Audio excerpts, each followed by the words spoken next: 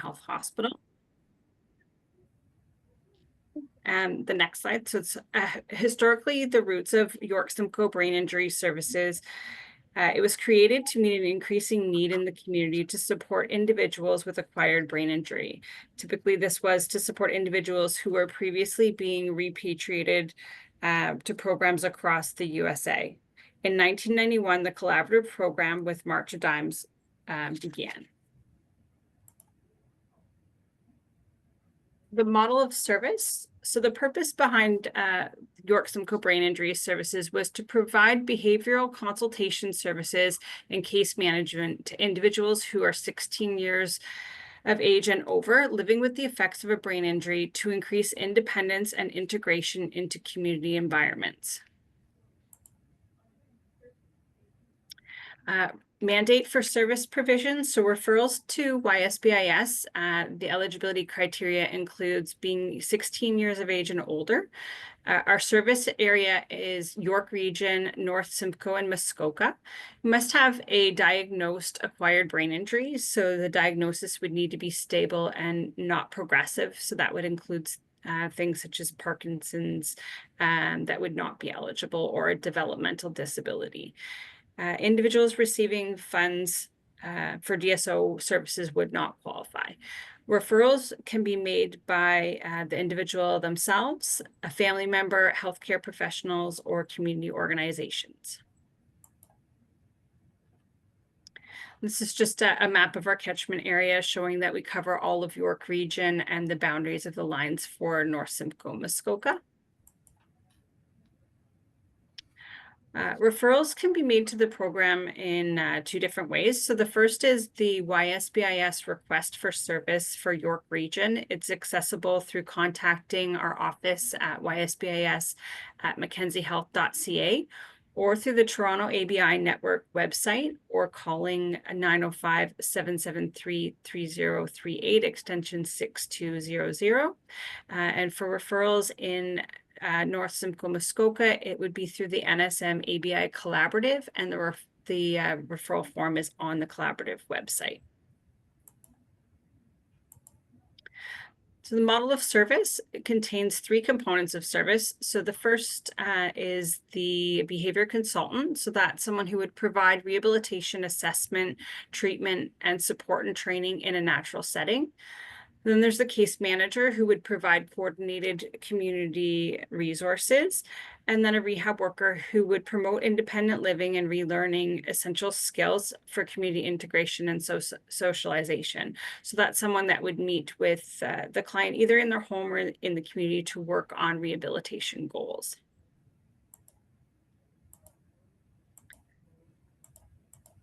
Just to break that down a little bit further, so the case manager would provide a connection to community resources, such as helping with applications for housing, if you're needing support with anything legal, and connecting to those resources.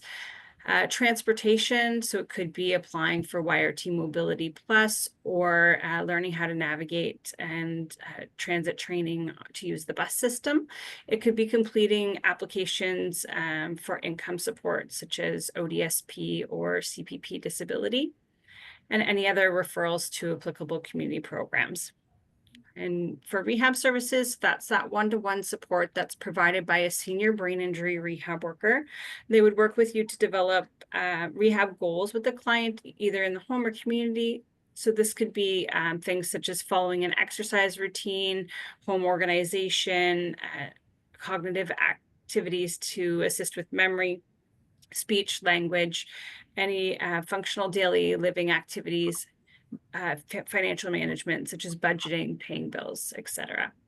There's also the peer support groups. So that would be online or in-person peer support in various community venues. And now we go to the ABI Adult Day Program. So the ABI Adult Day Program, we have three locations, one on Keele Street, which is called Maple Health, one in Newmarket, and one across from Canada's Wonderland on Jane Street. And each program has 3 to 4 staff, which would be one behavior consultant, a rec therapist, and 2 client care assistants, which is a PSW. And the purpose of the program is for respite for caregivers, as well as opportunities to work on some rehab goals, whether it's cognitive activity or physical activity such as stretch and tone, or playing some games, socializing, meeting new people, and providing support to one another. It's a full day. It's from 9 to 3:30, and each site runs on different days. So the Vaughan site's on Monday, Maple Health is on Tuesdays and Fridays, and the Newmarket is on Mondays and Thursdays. So Jen explained the case manager and rehab worker, and this is the role of the behavior consultant. So some of the things that the behavior consultant will work on is the adjustment to the effects of the brain injury, which can be very life-altering, and the behavior consultant would do a behavioral plan and assessments for what we can do with that individuals to develop some goals. We also provide psychoeducation to the family, caregivers, to the client, and any other supports involved. On our team, we have a clinical neuropsychiatrist. We have two of them. And we also have a clinical supervisor, which would be Dr. Meichenbaum, who we do case reviews with once a month, just to get a different perspective. Some of the things we work on with clients, it's quite a vast, depending on what the client's goals are. But we often will work on positive coping statements, compensatory strategies, and emotional, physical, and cognitive challenges. We will support them in that. So it's helping them to rebuild their life and increase their quality of life around their disability and reintegration back into the community. We do have limited funds for neuropsychological assessments, but we can do them if needed. And some of the assessment tools that we use when we first get involved with clients is the MPAI-4, which is a great measuring tool for community rehab with brain injury. And then we also use the quality of life. And then based off what you're working on with the client, you may use the Beck depression or the Burns anxiety, depending on what your goals are. And it just helps measure and make sure that you're going in the right direction for the client and for us as well. So this is an outline of our day program. So just to separate it a little bit, we do have a behavior consultant at our day program, but we also have a community behavior consultant, somebody that goes to people's homes, and their visits are once a week for a couple of hours. And as they develop the goal and we see progression, we slowly fade out. So this is a schedule for the day program. This is a typical day, what it would look like at all three sites. So from 9 to 10:30, people will start to come into the program. They'll socialize, have coffee, play board games. And then around 10:30, they might do a morning activity such as might be a physical game or even a cognitive game. And then they do stretch and tone, and then everybody brings their lunch in and they'll have lunch for an hour. And then in the afternoon, they'll do a physical game, might be volleyball or darts or something along that line. And then another cognitive game, which could be name fruits from A to Z, or it could be other challenging cognitive games like Pictionary or whatever it might be along that line. And then we have our cafe group, which runs from 2:30 to about 3. And then they'll often do a brain gym game, mental aerobics type of exercise as people are leaving and going home. This is the calendars that will go out to each client. We send them by email or we hand deliver them. It just gives you a little bit of an idea of what the day looks like. And then on the last Wednesday of every month, we do an optional outing where we might go bowling, or we might go to the movies, or we might go to a cooking group. So it changes every month. And this is our virtual calendar. So since COVID, we've been offering virtual programs. So Monday, Tuesday, Thursday, Friday, we offer stretch and tone to anybody that's registered with our program, and it's no cost. The full day in-person program, there is a cost based on income, but the virtual's free. And the Friday, we also offer a cognitive or even just a fun activity that people can do for an hour. And to refer to our adult day program, it's very similar to the other referral. You can call or email us, and we can send you a referral form and you can complete it, or you can contact your care coordinator at home and community. So some of the other services we offer, it's not on a regular basis, but we will do it once we have a certain number of people that are interested. We offer a caregiver support group.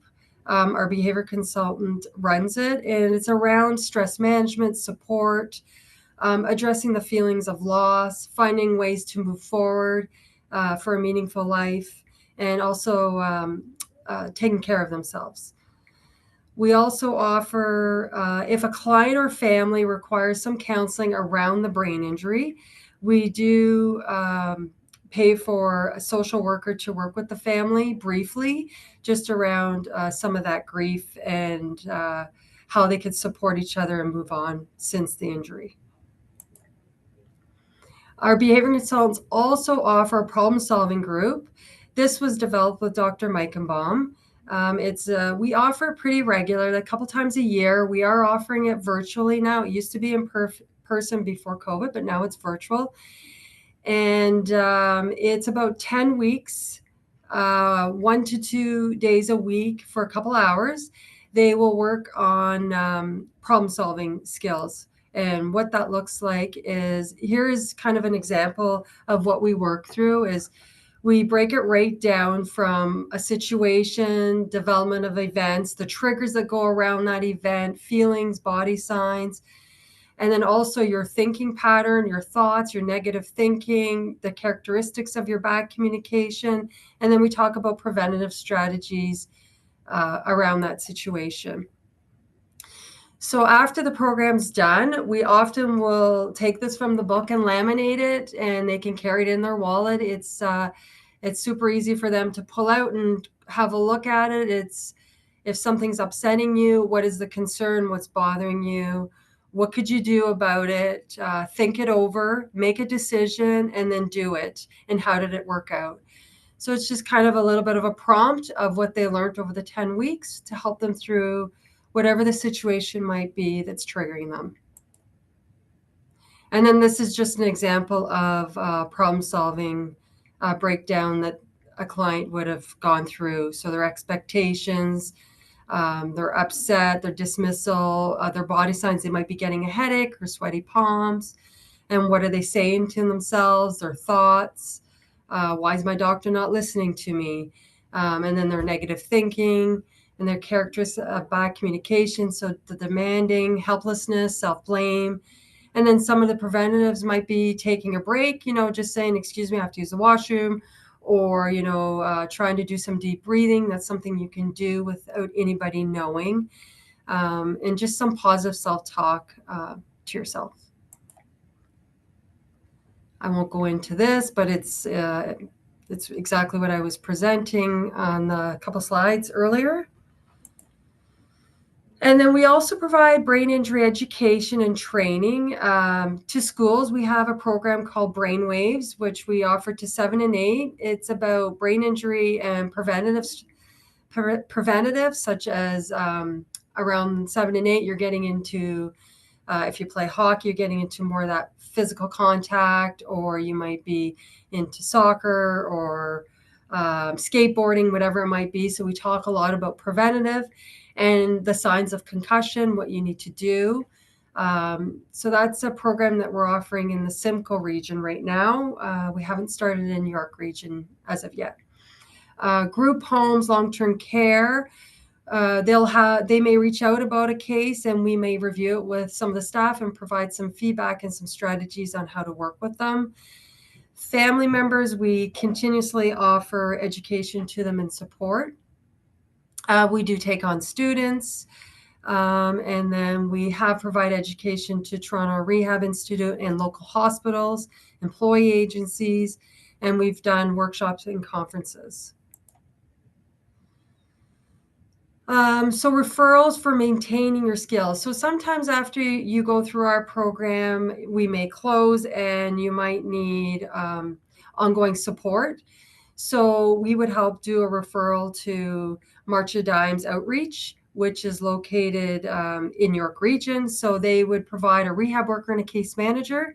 And it's just ongoing support just to make sure they continue the goals that they were working on with the behavior consultant and the rehab worker and case manager with YSBIS.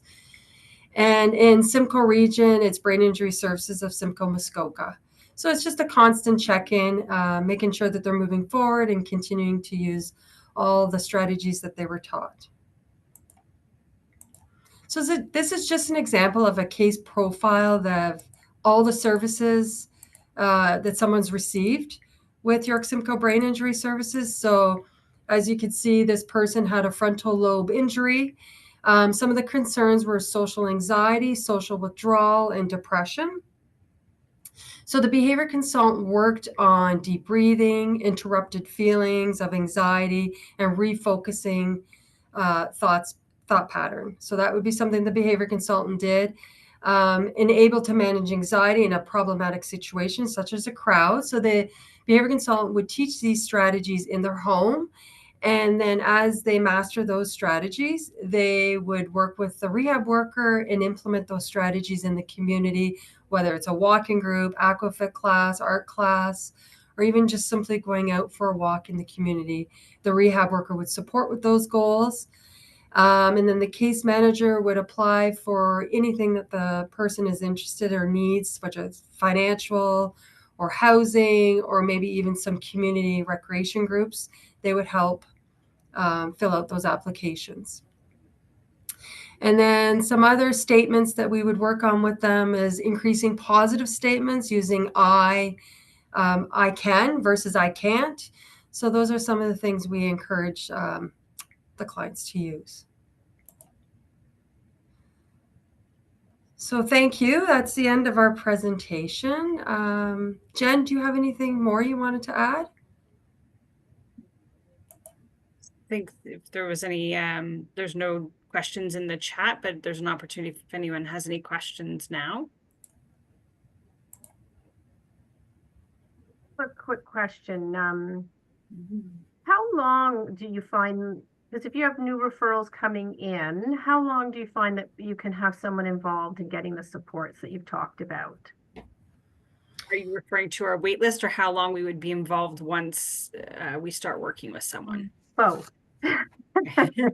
So for the wait list, there can be a difference in depending on the area that the individual is living, but typically we're looking at about a year to a year and a half before services can be offered.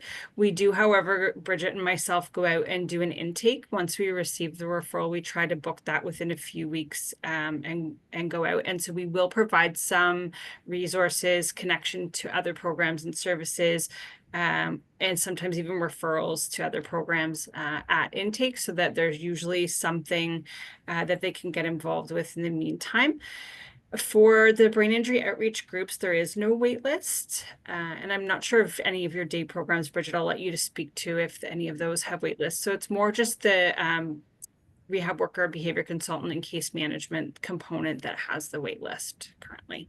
And then once we're involved, it really depends on the individual that we're working with. Our typical involvement is usually a year up to maybe 5 at the most. It just depends on how the person is doing and what services they're requiring.